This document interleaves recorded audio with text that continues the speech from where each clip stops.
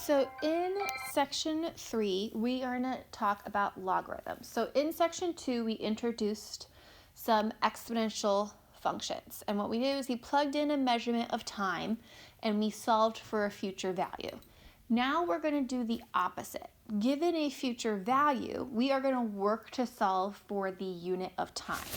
So that's what a logarithm does. It is the inverse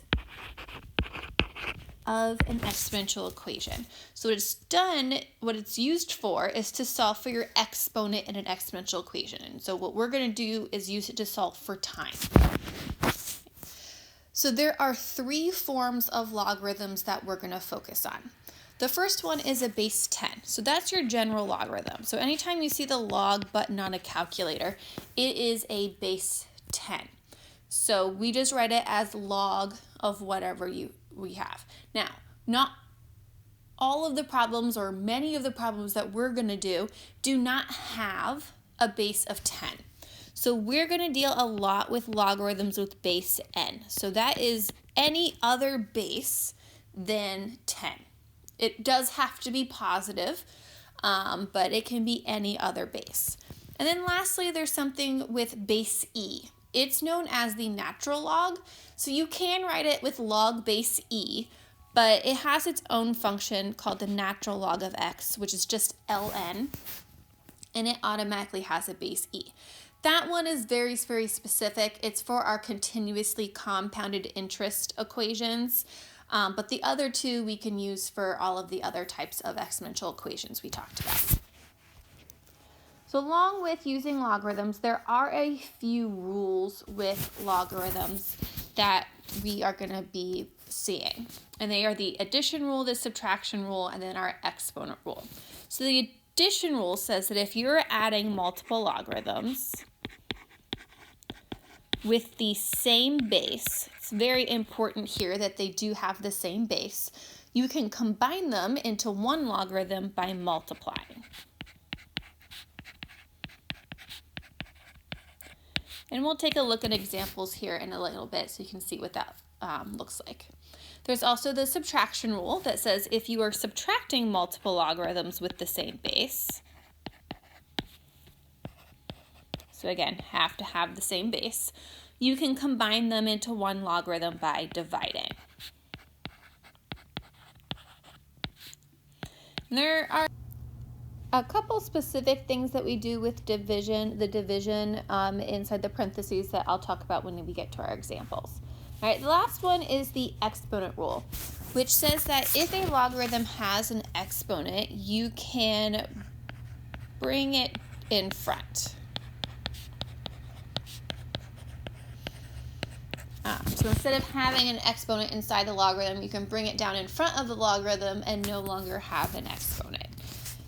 Now, all of these rules do work the reverse as well. We're not going to be dealing with going backwards. Like if you're multiplying inside a logarithm, you can split it into 2 by adding them and so on and so forth. We're not going to be using that aspect of the rules. We're only going to be looking at the combining logarithms.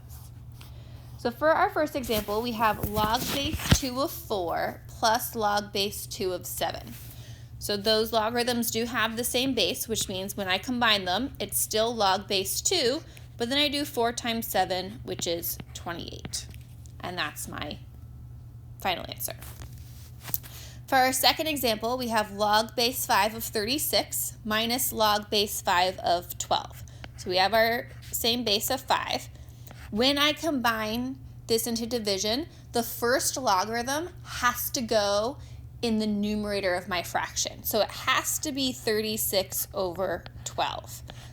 You can't do it either way. It has to be the first one in the numerator, the second one in the denominator. Now I want to see if I can simplify my fraction. And 36 divided by 12 is 3. So it becomes log base 5 of 3. And that's my final answer.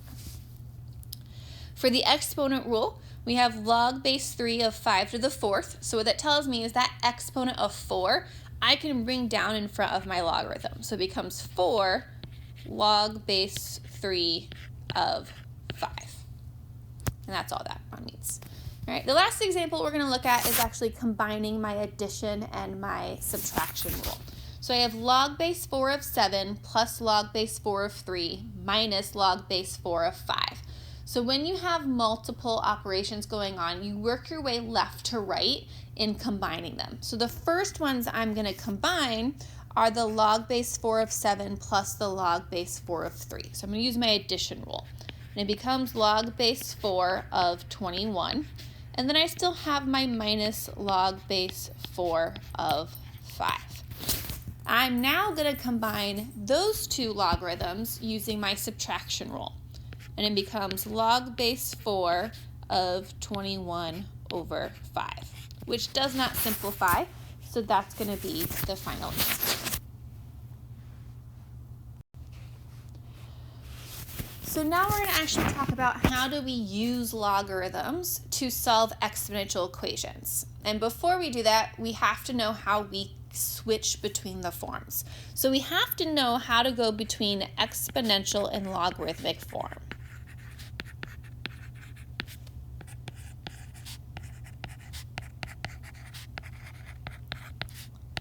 You can also go vice versa. You can go from logarithmic to exponential form, but again, not something that we're going to be focusing on. We are going to be focusing on being able to go from exponential to logarithmic form. So when we talk about exponential form, we use the generalized form a equals b to the x. That helps us to convert it to a logarithm.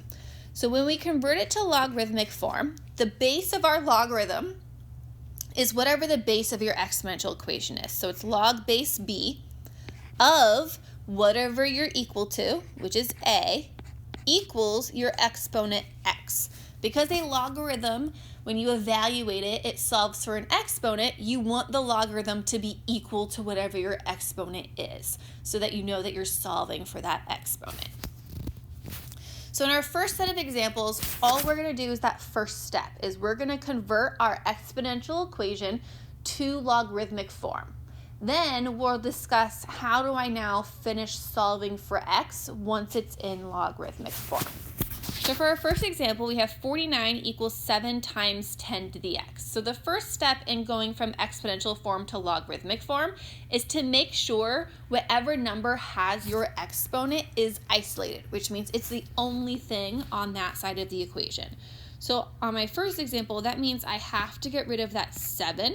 So I'm going to divide both sides by 7.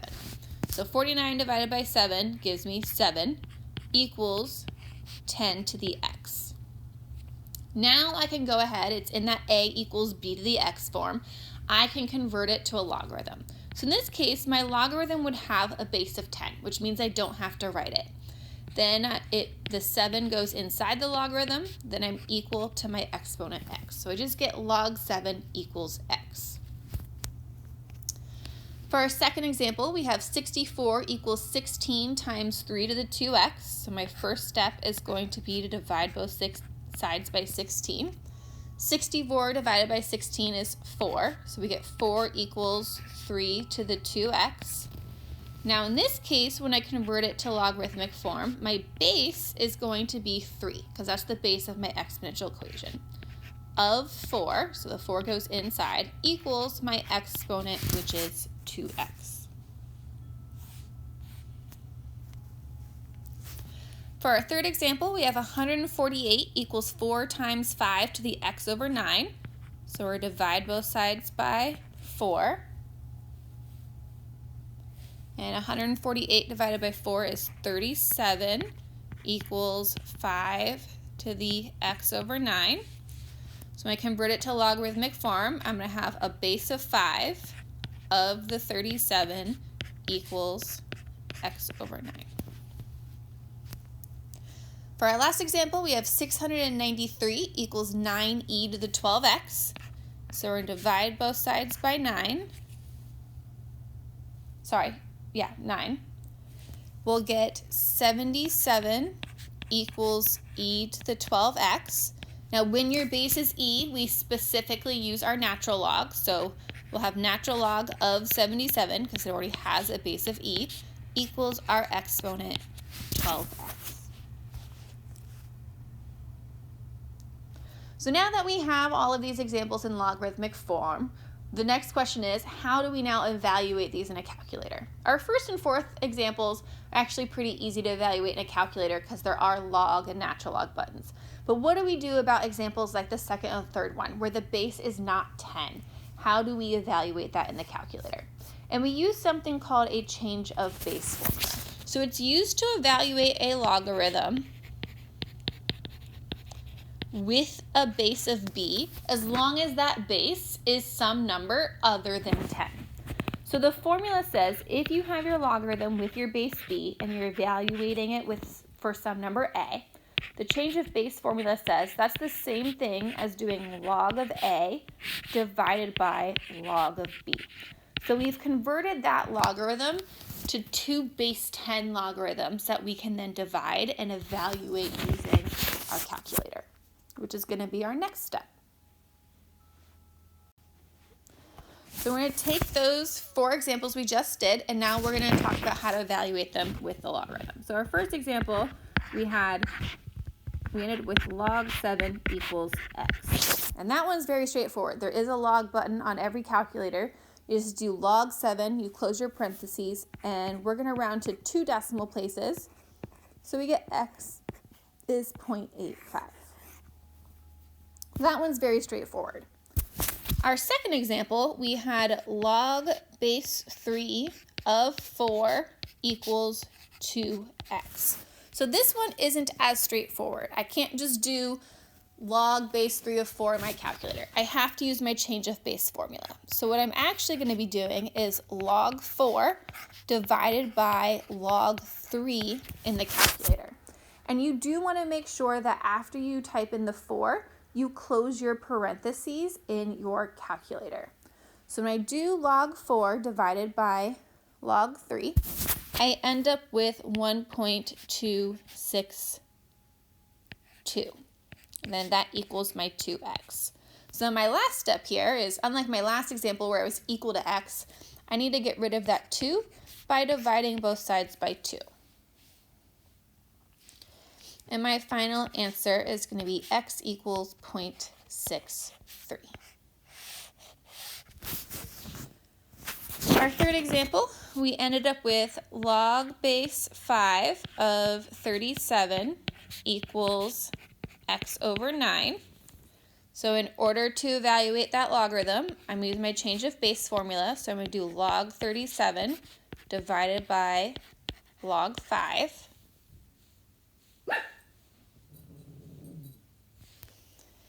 And we're going to get 2.244 equals x over 9.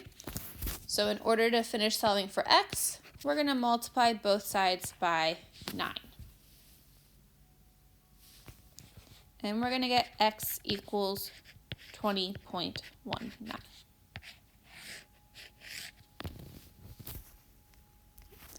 That last example, we had that the natural log of 77 equals 12x.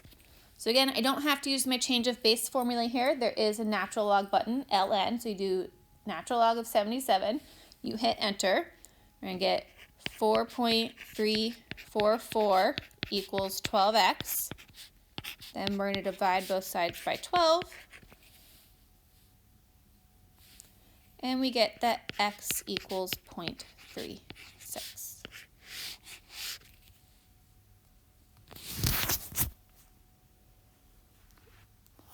So that's how you use logarithmic form to solve any general exponential equation. But we also want to be able to use logarithms to solve our word problems using those equations that we discussed in section 2.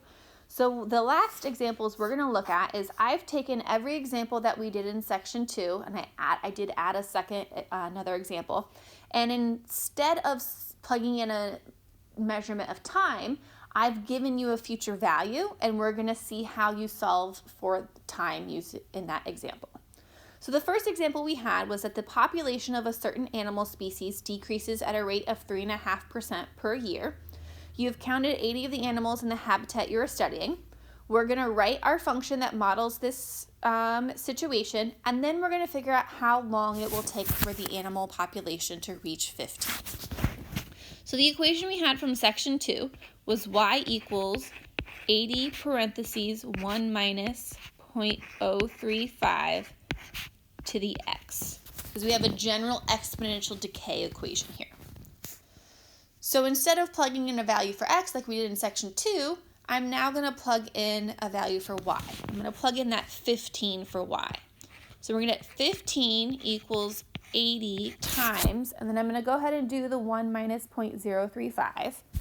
So we get 0.965 to the x. So now I'm going to treat it just like those examples we did. I'm going to divide both sides by 80. 15 divided by 80 is going to give us an exact decimal, 0.1875. If you don't get an exact decimal here when you're dividing, I want you to leave it as a fraction, because I don't want you to round any decimals until you get to your final answer. So try to leave your answers as exact as possible into the end. So then that equals the 0.965 to the x. We are going to convert it to logarithmic form. So we're going to have log base 0.965 of the 0.1875 equals x.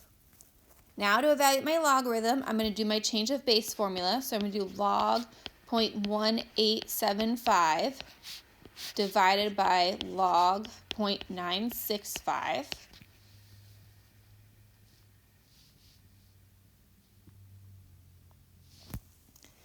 And we're going to get that x equals, or is approximately, because we are going to round here, 46.99 years.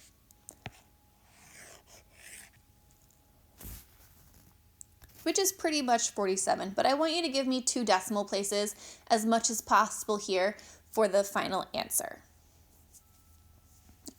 Our second example says that the world population in 2000 was approximately 6.08 billion.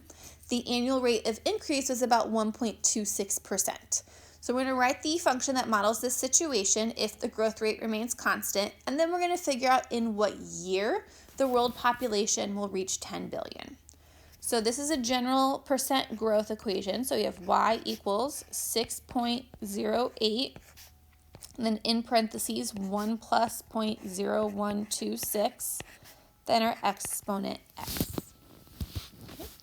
I'm going to be plugging in 10 for y, so we'll have 10 equals 6.08, and then I get 1.0126 in my parentheses, and my exponent is x. My first step is going to be to divide both sides by the 6.08. 10 divided by 6.08 is not an exact decimal, so I'm just going to go ahead and leave it as 10 over 6.08 equals the 1.0126 to the x. When I convert it to logarithmic form, my base is going to be 1.0126 of the 10 over 6.08, and then equals the x. Now I'm going to do my change of base formula. So I'm going to do log 10 over the 6.08 divided by the log of 1.0126.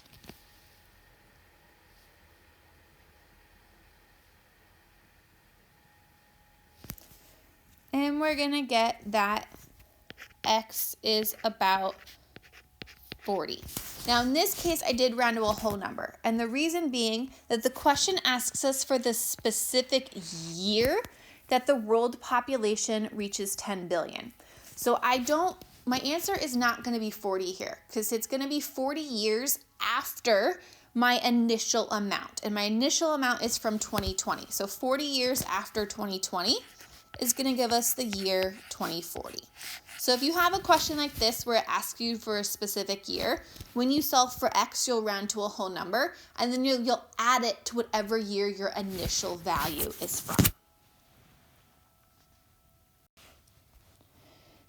So our next example says that a new truck that sells for $30,000 depreciates 12% each year.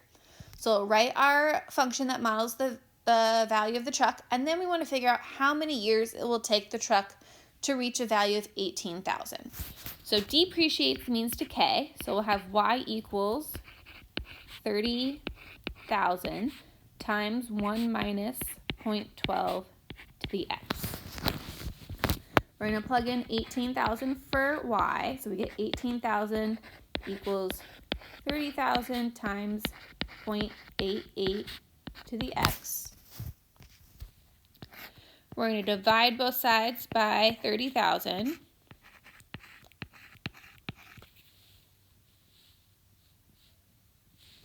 We do get an exact decimal here, so we'll get 0.6 equals 0.88 to the x. So for my logarithmic form, it's log base 0.88 of the 0.6 equals x. So my calculator, we're going to do log of 0.6 divided by log of 0.88.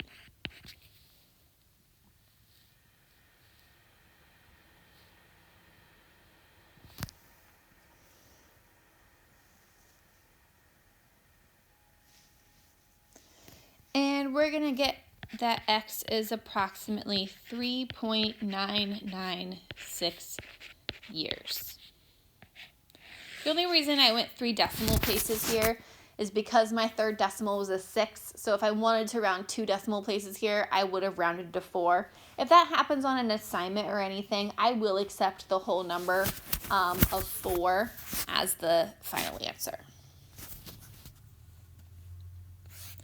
Next, we're going to look at a half-life example.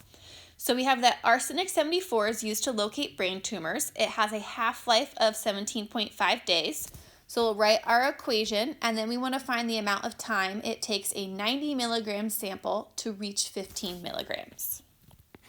So our half-life equation is A equals your initial amount, 90. Your parentheses is always 1/2. And then our exponent is your time, which we don't know in this case, t, over the half-life, which we do know is 17.5. So I'm going to plug in my 15 for A. So we get 15 equals 90 times 1/2, and then the exponent t over 17.5. We're going to divide both sides by 90. Now, 15 divided by 90 is not an exact decimal. It's 0.16 repeating. So we're going to leave it as 1/6. You can also leave it as 15 over 90. You are not required to simplify the fraction, but 15 over 90 is 1/6. And that equals the 1/2 to the t over 17.5. When I convert it to logarithmic form, I'm going to have log base 1/2 of my 1/6 equals the t over 17.5. So in order to evaluate my logarithm, I'm going to do log 1/6 divided by log 1/2.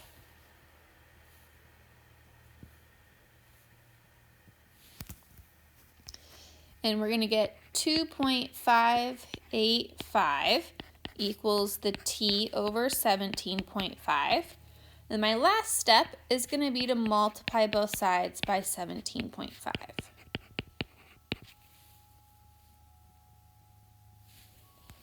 And then we'll get t, which is going to be 45.24. In this case, it is going to be days. So for half-life, you do want to pay attention to whatever the units for your half-life are. And in this case, the units are in days. So for half-life and the other examples we've done so far, you don't necessarily have to have years. You can have any measurement of time. It's going to be the same for the next example we do as well. So for our next example, we're going to look at an example of doubling. It's very, very similar to half-life, except instead of having 1/2 in the parentheses, you have 2. So we have that a certain bacteria doubles every 3 hours, and there's currently 250 bacteria in a petri dish. Determine how long it will take for the bacteria to reach 900. So we'll have A equals your initial amount, 250, and then in parentheses, because it's doubling, we'll have 2.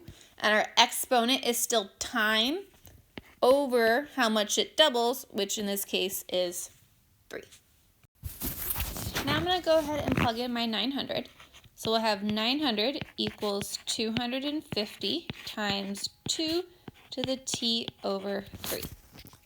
So we'll divide both sides by 250.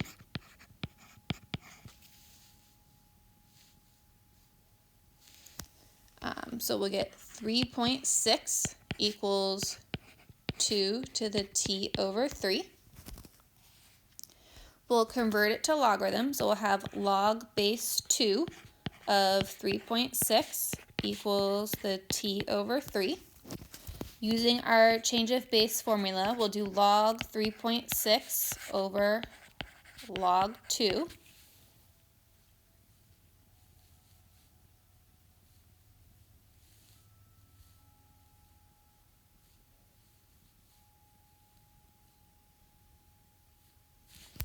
And we'll get 1.848 equals t over 3. Then we'll multiply both sides by 3. So we get t equals 5.54. In this case, my measurement of time was in hours.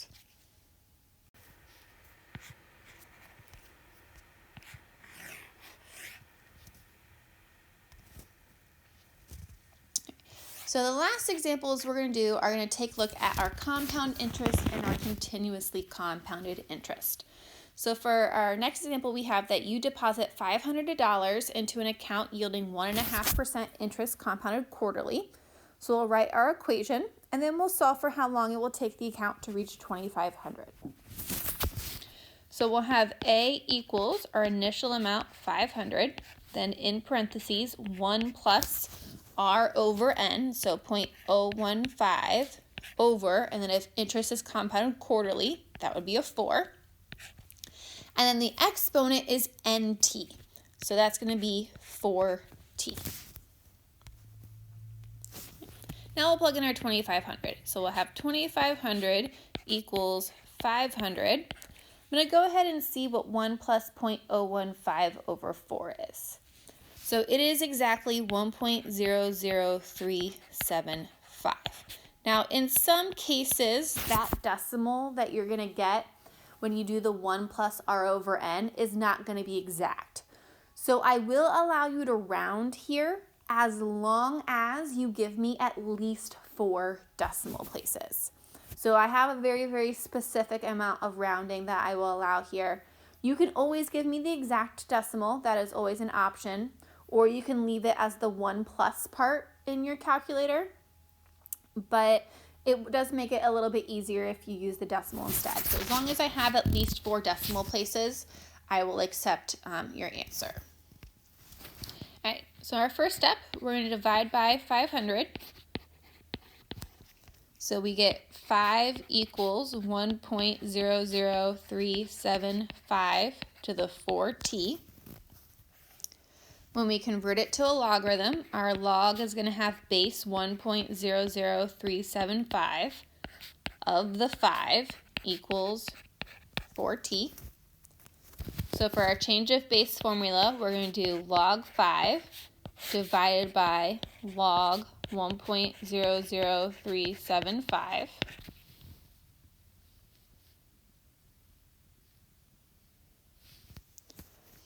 So we'll get 429.988 equals 4t. And the last step is to divide by 4. So t is going to equal 107.5 years.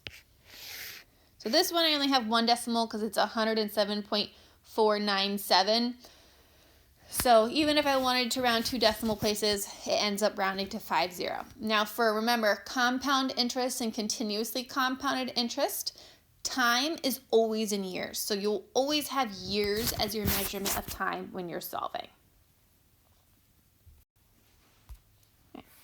Our next example says you deposit $1,200 into an account yielding 3% interest compounded monthly.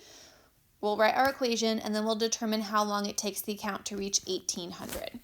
So we'll have A equals 1,200 and then in parentheses 1 plus 0.03 over 12 because there are 12 months in a year, and then our exponent will be 12t. Now we'll plug in our 1,800, so 1,800 equals 1,200, and then 1 plus 0.03 over 12 is 1.0025. Then we have our exponent, 12t. We're going to divide both sides by 1,200.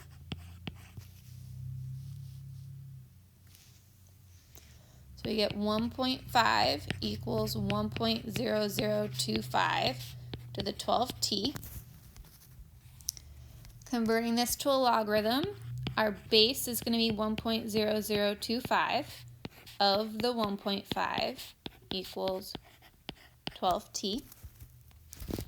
My change of base formula is going to be log 1.5 over log 1.0025.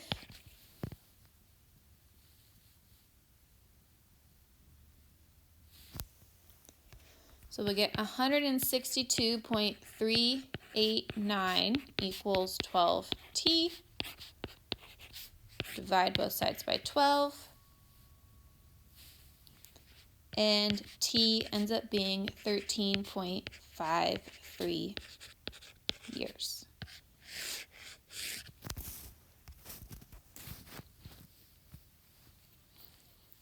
Last example, we're going to do continuously compounded interest.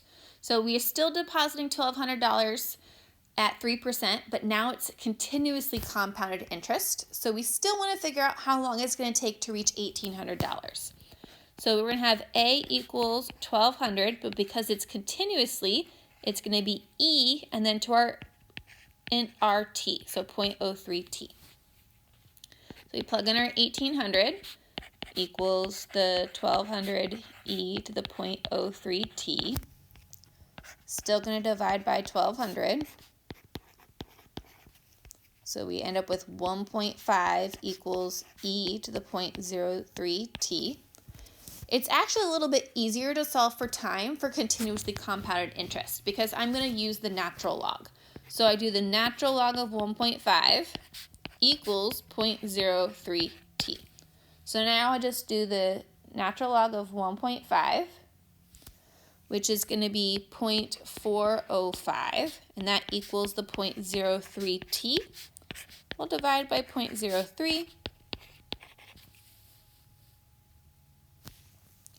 And we get that t equals 13.52 years. So in this case, it takes almost the exact same amount of time to reach $1,800 when you have continuously compounded interest or interest compounded monthly. Usually continuously compounded interest does take a little bit less time, but it depends on what amount of money you're trying to get to. So if you're the more our A value would increase here, the smaller t is actually going to get. So let me know if you have any questions about using logarithms, whether that's how to do it in your calculator with change of base or any of the examples from the notes.